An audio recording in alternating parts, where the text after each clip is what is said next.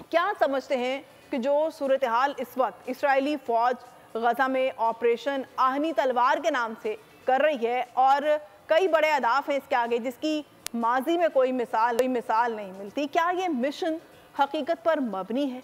क्या Israeli commander इसे मुमकिन बना सकेंगे? देखिए, कल हमारा जो स्पोक्स पर्सन है, हमारा फोर्सेस ब्रिगेड, इन्होंने खुले अल्फाज में कहा कि अगर इसराइलियों ने कोई हमाकत किया है, ऑफेंसिव ग्राउंड की तरफ आया हुआ है, एक ये बहुत बड़ा अपॉर्चुनिटी हमारा मुजाहिदीन के लिए, ताकि हम अपने बच्चों के, मासूम बच्चों के शहादतों को बदला लेंगे इस दुश्मन से जो इन्होंने वॉर क्राइम्स को हमारा अवाम के खिलाफ के मुर्तकिब किया, जो इन्होंने हमारा बच्चों, मासूम बच्चों को, हमारा लड़कियों को, आपको पता है कि 700 से ज़ायद छोटे छोटे बच्चे हैं कि इनको शहीद कर दिया है कि इन दस्तों में। आज 11वां दिन है कि फिर भी इजरायली दुश्मन ने क्रॉसिंग गेट को फिर बमबारी किया है, और वो तिब्बी इमदाद और ये ह्यूमैनिटेरियन एड को अंदर आना नहीं दिया। काफ़ी काफिले हैं और काफ़ी ट्रक्स हैं कि उधर मिस्री की तरफ उधर इंतज़ार में है, दुनिया की तरफ से आया हुआ है मिस्री साइड के, रफाकेत की मिस्री का साइड पे उधर अभी तक 2-3 दिनों से वेट कर रहा है कि ये क्रॉसिंग बॉर्डर के खुल जाए ताकि वो आवाम को हेल्प करें।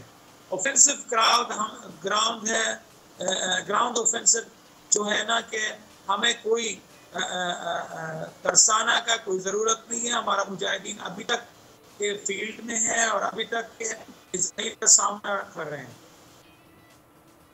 अच्छा डॉक्टर साहब, साल 2014 की बात करें तो 2014 के दौरान इसराइली फ़ौज ने गज़ा शहर के शिमाली इलाके में एंटी टैंक सुरंगों, स्नाइपर्स और जवाबी हमलों की शक्ल में बहुत नुकसान उठाया था।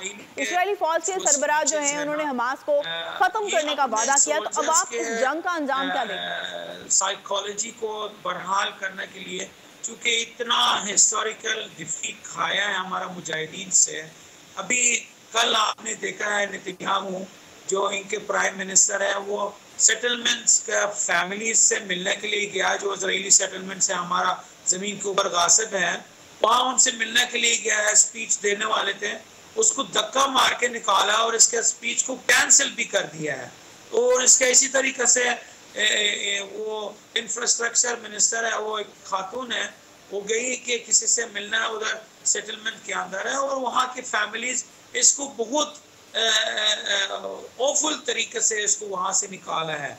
कहने के मकसद के अभी ये जो धमकियाँ दे रहे हैं, वो पहले भी हमें ये धमकियाँ देते रहे हैं कि जी हमास को ख़त्म करना है, ये फ़लस्तीनियों को ख़त्म करना है। और अभी अल्हम्दुलिल्लाह हमारे अवाम है, अगरचे के उनके ज़ख्मियाँ, उनके कुर्बानियाँ हैं बहुत ज़्यादा हैं, अगरचे ये जो मुजरिम जल्लाद सयूनी एक वॉर क्राइम की तरह एक कुछ इसको कहते कत्ले आम किया है ना, कि एक कलेक्टिव पनिशमेंट पनिटिव प्रोसीजर्स को किया है। मगर अल्हम्दुलिल्लाह हम साबित कदम है। आज हमने साबित किया कि ये दुश्मन है, कि बुज़दिल है, कवर्ड है, सिर्फ और सिर्फ हमारे सामने नहीं कर सके, जाकर छोटे मासूम बच्चों से हमला किया।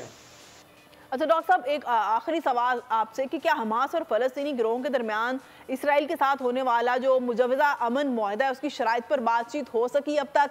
इसका क्या नतीजा निकला? और ये भी बताइएगा कि अमेरिका में जो एक शख्स ने नफरत की बुनियाद पर जो जुर्म करने का इल्ज़ाम उस पर लगा है, जिसने इसराइल हमास तनाज़े के रद्द अमल में मजहब की बुनियाद पर एक 6 साला मुसलमान बच्चे को चाकू के वार करके कत्ल कर दिया, इस पर क्या कहिएगा? इसराइली दुश्मन की तरफ से रोका ही नहीं है।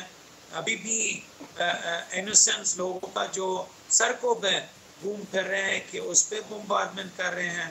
अभी भी तकरीबन 22 हॉस्पिटल्स पे धमकी दिया है इसराइल ने कि उसको खाली करो वरना हम उस पर हमला कर रहे हैं। तो खाली करना, वहाँ हज़ारों तादाद हैं, मजरूहीन है, तो जो बेचारे हॉस्पिटल्स में हैं, तो वो मतलब ये वॉर क्राइम्स है कि कर रहे हैं, आपके ख्याल में ये लोग हैं कि वो प्रोसेस पॉलिटिकल बातों को आते हैं? ये लोग हैं सिर्फ और सिर्फ फोर्स की ज़बान, बहादुरी की ज़बान को समझ सकते हैं।